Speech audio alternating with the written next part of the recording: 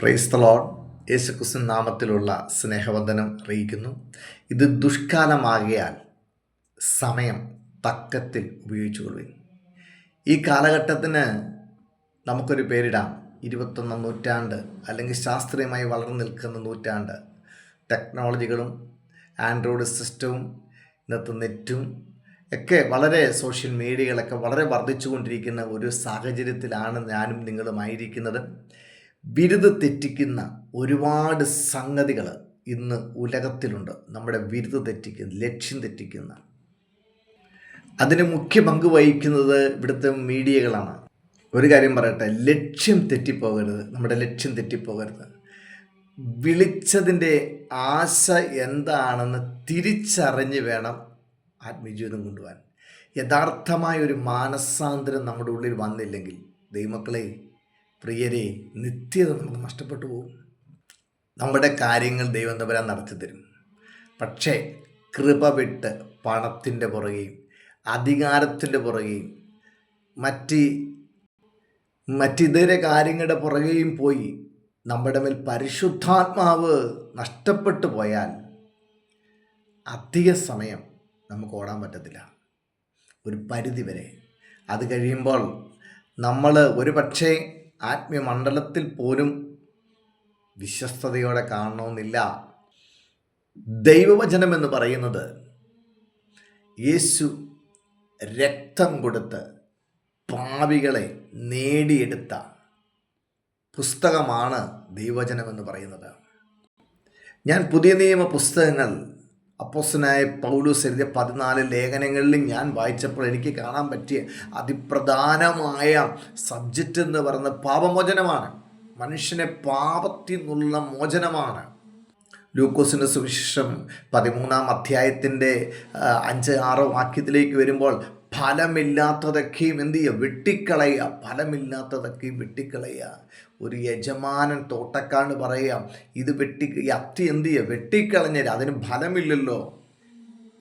ഇന്ന് ഒരു ശുശ്രൂഷകനെ വിളിക്കുന്നത് ഫലം നോക്കിയാണോ അതോ വരം നോക്കിയാണോ? ഇന്ന് വിളിക്കുന്നില്ല, വരം നോക്കിയ കൃപാവര പ്രാപ്തരായി വിളിക്കുന്ന കൃപാവര പ്രാപ്തർ. നമ്മളിലുള്ള കൃപാവരങ്ങളൊക്കെ നിലനിൽക്കുന്നത് ഒരു പരിധിവരെയാണ്. കാരണം പ്രവചനം മാറിപ്പോവും. വചനം വായിക്കുന്നു അല്ലേ, കൃപാവരങ്ങളൊക്കെ മാറിപ്പോവും. നിന്റെ വചനമോ ഒരിക്കലും മാറത്തില്ല. അപ്പോൾ കൃപാവരങ്ങൾ വേണ്ടെന്നല്ല, കൃപാവരങ്ങൾ ഉള്ളപ്പോൾ തന്നെ ഫലമുണ്ടായിരിക്കണം. എന്താ? നല്ല ഫലമുണ്ടായിരിക്കണം.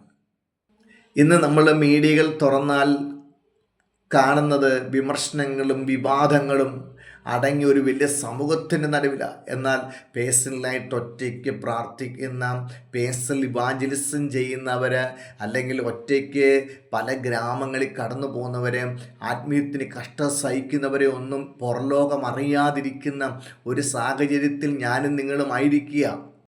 ബെറോബ സഭക്കാരെന്ന് പറഞ്ഞ് വചനം പഠിച്ചവരായിരുന്നു. അവർ വിവേചന ശക്തിയുള്ളവരായിരുന്നു. അവർ വിവേചിക്കുമായിരുന്നു ഒരു വ്യക്തിയെ കാണുമ്പോൾ അവർ ആത്മീയനാണോ അനാത്മീയനാണോ എന്ന്. ഈ കാലഘട്ടങ്ങളിൽ വിവേചന ശക്തി ദൈവമക്കൾക്ക് അല്ലെങ്കിൽ സഭയ്ക്കില്ലാതെ ആയിപ്പോകുന്നത് കൊണ്ട് ഒരാളെയോ അവരുടെ ശുശ്രൂഷയോ കണ്ട് വിലയിരുത്തി എന്ത് ചെയ്യുക? നമ്മുടെ ഒരു മാർക്കിട്ട് കടന്നു പോകുന്നവരാണ്. പിന്നീട് ഒരു പ്രശ്നം വരുമ്പോൾ, അയ്യോ, അദ്ദേഹം എനിക്ക് വേണ്ടി പ്രാർത്ഥിച്ചതായിരുന്നല്ലോ, അദ്ദേഹം ഇങ്ങനത്തെ കാരനായിരുന്നു, ഇത്രക്കാരനാണോ എന്നൊക്കെ പിന്നീട് ചിന്തിക്കുന്ന ഒരു സാഹചര്യത്തിലാണ് ആയിരിക്കുന്നത്. വചനം വായിക്കുന്നു, ആത്മീയർ സകലരെയും എന്ത് ചെയ്യും? വിവേചിക്കുന്നു. അവനോ ആരാലും വിവേചിക്കപ്പെടുന്നില്ല. ആർക്ക് കൈ കൊടുത്താലും ആരെ കണ്ടാലും ദൈവഹിതമാണോ ദൈവിക പദ്ധതിയാണോ എന്ന് ദൈവമക്കളെ ആലോചിച്ചിട്ട് പോയില്ലെങ്കിൽ ഞാനും നിങ്ങളും ഒരുപോലെ ചതിക്കുഴിയിൽ പെടാനുള്ള സാധ്യതയുണ്ട്. ഇന്നത്തെ ഉണർവിൻ്റെ പിമ്പിൽ പൈശാചികമാണോ ദൈവികത്വമാണോ എന്ന് ഇരുന്ന് ചിന്തിക്കേണ്ട ആവശ്യമുണ്ട്. സീനായി മലയുടെ മുകളിൽ നിന്ന് മോശ ഇറങ്ങി വരുമ്പോൾ ഒരു ഉണർവുണ്ടായി. എന്തുണർവായിരുന്നത്? അഹരോൻ്റെ ഒരു ഗ്രൂപ്പ് ഇറങ്ങിയിട്ട് എന്ത് പറയുക? കുടുക്കും കമ്മലും മാലയും അല്ലെങ്കിൽ മറ്റ് എല്ലാം കൂടെ കൂട്ടിയിട്ട് ഒരു കാളക്കുട്ടി ഉണ്ടാക്കി അതിൻ്റെ മുമ്പിൽ ഒരു ഉണർവുണ്ടാക്കിയപ്പോൾ അഭിഷേകം ഉള്ളവന് മനസ്സിലാക്കാൻ പറ്റി ഈ ഉണർവ് ഒരു ദൈവികത്വമല്ലല്ലോ.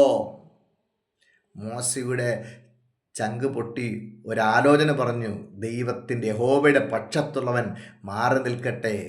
അവിടെ ലേവി ഗോത്രക്കാരെന്ത് ചെയ്തു? മാറി നിന്നു. ഈ കാലഘട്ടങ്ങളിലും അധികാരത്തിനും വഴക്കിനും വയ്യാവേലിക്കും പ്രശ്നങ്ങളുടെയും പുറകെ പോകാതെ ഒരു ആത്മീയ ജീവിതത്തിന് യാഥാർത്ഥ്യത കണ്ടില്ലെങ്കിൽ കർത്താവ് വരും. നമ്മുടെ നിലയിൽ നിന്ന് നിലവിൾക്ക് മാറിപ്പോകാനുള്ള സാധ്യതയുണ്ട്. വെളിപ്പാട് പുസ്തകത്തിലേക്ക് വരുമ്പോൾ ആസിയയിലെ 7 സഭയ്ക്ക് ദൂതെഴുതുമ്പോൾ അതിൻ്റെ 2-ാം അധ്യായത്തിൻ്റെ 4-ാമത്തെ വാക്യം വായിക്കുന്നു. ആദ്യ സ്നേഹം കുറഞ്ഞു പോയെന്നൊരു കുറ്റം പറയാനുണ്ട്. എന്താ? ദൈവത്തോടുള്ള നിർമ്മലത്വം, ദൈവത്തോടുള്ള സ്നേഹം. വെളിപ്പാട് പുസ്തകം 20-ാമത്തെ വാക്യം, ഇസബേൽ എന്ന സ്ത്രീയെ നീ അനുവദിച്ചു എന്നൊരു കുറ്റം പറയാനുണ്ട്. എന്ത്? ലോകം സഭയ്ക്കകത്ത് കയറി, ലൗകിക പ്രവർത്തനങ്ങൾ സഭയ്ക്കകത്ത് കയറി, സഭയ്ക്കകത്ത് വർജനം നഷ്ടപ്പെട്ടു, സഭയ്ക്കകത്തുള്ള വേർപാട് നഷ്ടപ്പെട്ടു. പണമുള്ളവൻ്റെ പക്ഷത്ത് സഭ മാറി. പരിശുദ്ധാത്മാവുള്ളവൻ ഇന്ന് പ്രസക്തിയില്ലാതെ ആയിരിക്കുന്ന ഒരു കാലഘട്ടം. ദൈവമക്കളെ, വഞ്ചിക്കപ്പെടരുത്. ആത്മീയ ജീവിതം ഒന്ന് റീറൈറ്റ് ചെയ്യണം. ഒന്നും കൂടെ ഒന്ന് നോക്കണം. എൻ്റെ യാത്ര ശരിയാണോ? ഞാൻ കൈ കൊടുക്കുന്നത് ശരിയാണോ? ഞാൻ കൊടുക്കുന്ന ദശാംശം ശരിയാണോ? ഞാൻ കൊടുക്കുന്ന യഥാർത്ഥ ദൈവത്തിനാണോ? എൻ്റെ പ്രവർത്തനങ്ങളിൽ ദൈവം സന്തോഷിക്കുന്നുണ്ടോ? ഒരിക്കലൊരു പാട്ട് പാടുവാൻ ഒരു സഹോദരൻ ആയിരക്കണക്കിന് നിൽക്കുന്ന വേദിയിൽ താൻ കയറുവാൻ ഇടയായി തോന്നും. ഒരു പാട്ട് പാടിയപ്പോൾ എല്ലാവരും കൈയടിച്ചു. 2-ാമത്തെ പാട്ട് പാടിയപ്പോഴും എല്ലാവരും കൈയടിച്ചു.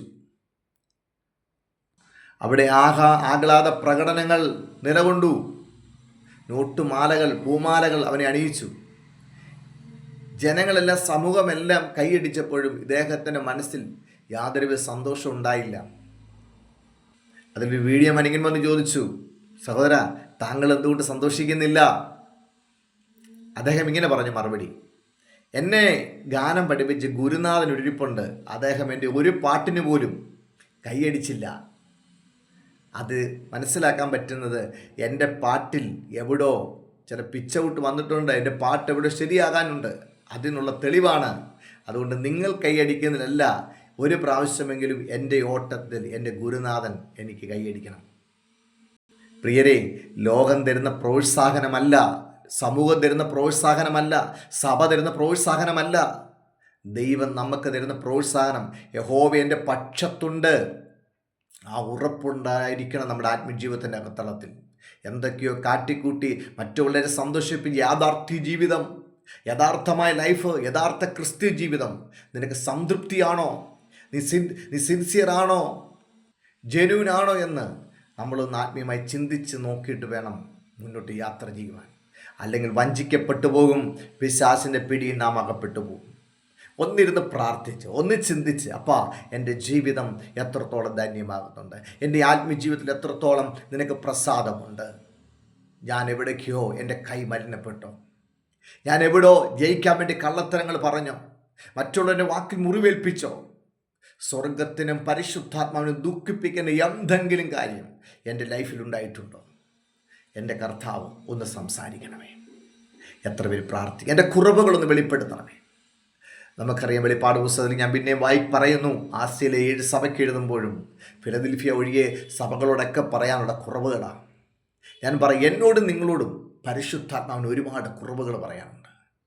ഒരുപാട് കാര്യങ്ങൾ, നമ്മുടെ തെറ്റായ കാര്യങ്ങൾ പറയാനുണ്ട്. ദൈവമക്കളെ, ആ തെറ്റ് കണ്ടുപിടിച്ച് ഒന്നും കൂടെ ക്ലിയറാക്കുക, ഒന്നും കൂടെ ദൈവത്തോട് അടുത്തുക. സ്തോത്രം. എന്നാൽ നമ്മുടെ ജീവിതം ഇവിടെ തീരുന്നറിയില്ല. എപ്പോഴാണ് മരണപ്പെട്ടു പോകുന്ന നമ്മൾ അറിയില്ല. പക്ഷെ നിത്യം നഷ്ടപ്പെട്ടു പോകരുത്.